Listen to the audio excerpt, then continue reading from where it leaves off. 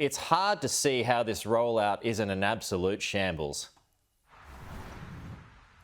Hello, Pete. Well, it's good to be with you. Look, more than 7.6 million doses of vaccine have been administered to Australians. I want to thank those millions of Australians who have received it, including more than 145,000 who turned out yesterday to receive a jab.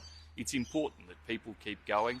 Vaccine supply, particularly of Pfizer, is only increasing in the weeks and months ahead, and that means the opportunity for us to keep moving through the Australian population is strong, and that's precisely what we need to see happen.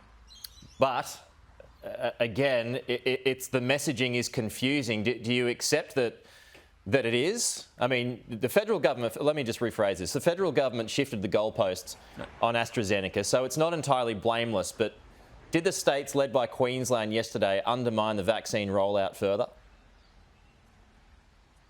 But there have been two changes to the health advice in relation to AstraZeneca. The first was to recommend that it be the preferred dose for those over 50, and then that was increased subsequently by health advisors to those over 60. That health advice has always said, though, that it could still be administered to younger people, dependent upon them sitting down and having a consultation with their GP about the risks of doing so versus the benefits of doing so.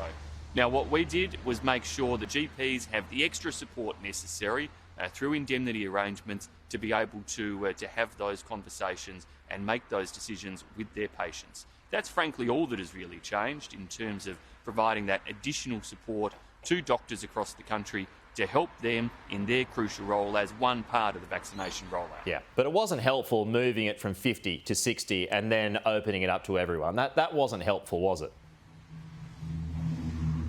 Well, this is the health advice that we're dealing with, and it's the fact that they are looking at the evidence. Now, obviously, the risk in Australia of contracting COVID at present is different to the risk around other parts of the world. That's one of the reasons why global manufacturers like Pfizer have put countries like New Zealand and Australia down the list in terms of the number of supplies coming in and preferred countries where there's a huge outbreak of COVID. Now, you look at a country like the UK, they were giving a standing ovation at Wimbledon the other night to the inventor of the AstraZeneca vaccine because it has transformed their country and saved so many lives. And we need to recognise it is an effective vaccine, safe overwhelmingly in the vast majority of circumstances. But if you're in those younger age groups, talk to your GP, work through those issues if you want to have that vaccine. Otherwise, there are alternatives available and increasingly available to you. And the scaremongering that we're seeing that's been called out by health officials of the Queensland Premier and others in Queensland, frankly, just isn't helpful and isn't the type of debate that we should be having. Yeah, now that leads us to my next question, which was, how would you describe the commentary from Queensland's Chief Health Officer yesterday? And you just referred to that, but she said that the people under the age of 40 should not be taking AstraZeneca because she didn't want 18-year-olds dying. Well, don't take my word for it. Take those health experts who've called it out as scaremongering. It frankly was just that. We should have calm, rational voices in these debates. And now the Queensland Premier, for whatever reason, wants to politicise everything all the time that she possibly can. She ought to desist from that sort of behaviour. Other Labor leaders around the country show an ability to be able to work cooperatively with the federal government. That's what we want to do with all states and territories. The vaccine rollout is important. It's challenging because of those changes to the health advice, because of the fact that drug companies have prioritised countries with high incidences and rates of COVID. But we are now moving through, as I say, more than 7.6 million doses administered to date. And what we want to do is keep the confidence among Australians to have that vaccine and to make sure they keep doing so in the type of numbers they are now, and even more when we have more doses available. Okay, you had the co-chair of the ATAGI program saying this morning, though, Minister, that AstraZeneca should only be considered in pressing circumstances. What do you make of those comments? Look, again, the ATAGI advice, which although they've changed in the age group, has remained that it is there for individuals to talk to their GPs about their circumstances. Now, what we've done as a federal government is support GPs in terms of indemnity arrangements to be able to have those discussions and administer vaccines at the end of those discussions. Yeah. That's all. It's up to individual Australians to make their decisions, as it's always been. So the vaccine has never been mandatory for all Australians, but we do want every single Australian to think long and hard about having it, and the vast majority to make the decision to do so, because these are overwhelmingly safe vaccines, and COVID does remain an ever-present threat in terms of what could happen to individuals if they contract it. And if you listen to those health experts, just because you're under 40 doesn't mean you're exempt from the threat of serious illness as a result of COVID. And so you ought to think about all of those equations. OK, but back to the Queensland Premier Minister. She wants up to a 75% reduction in international traveller numbers.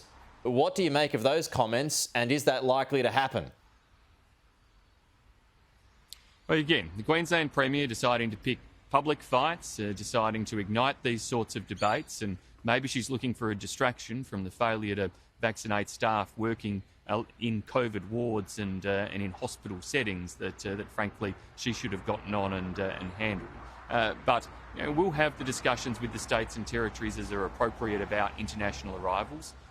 We have shown a willingness to move where there are high-risk arguments before. It's why we restricted numbers from India a couple of months ago.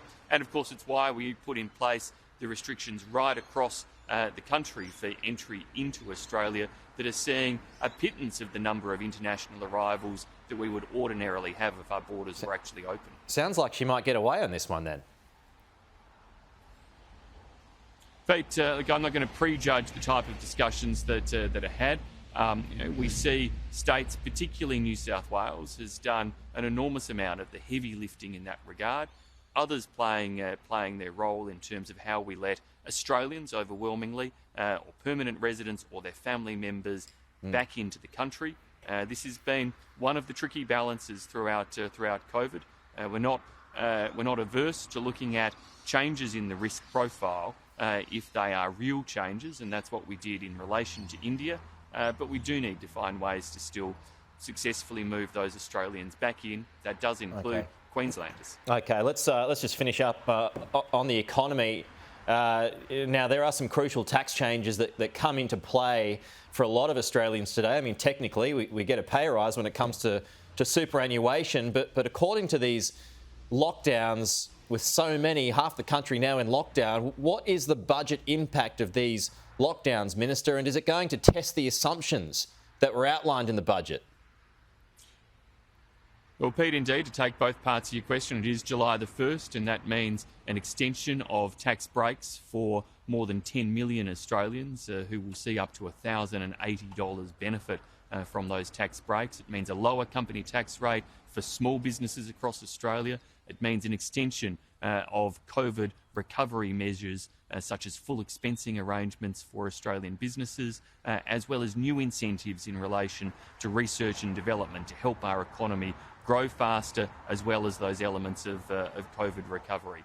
Now, of course, lockdown arrangements do have an economic impact, and we will keep monitoring that very closely. But to date, Australia's economy has shown enormous resilience. It has outperformed all expectations thus far, and there are significant savings across the country that have been generated through much of the COVID support provided to date, as well as ongoing elements of COVID support to help make sure we keep getting through it.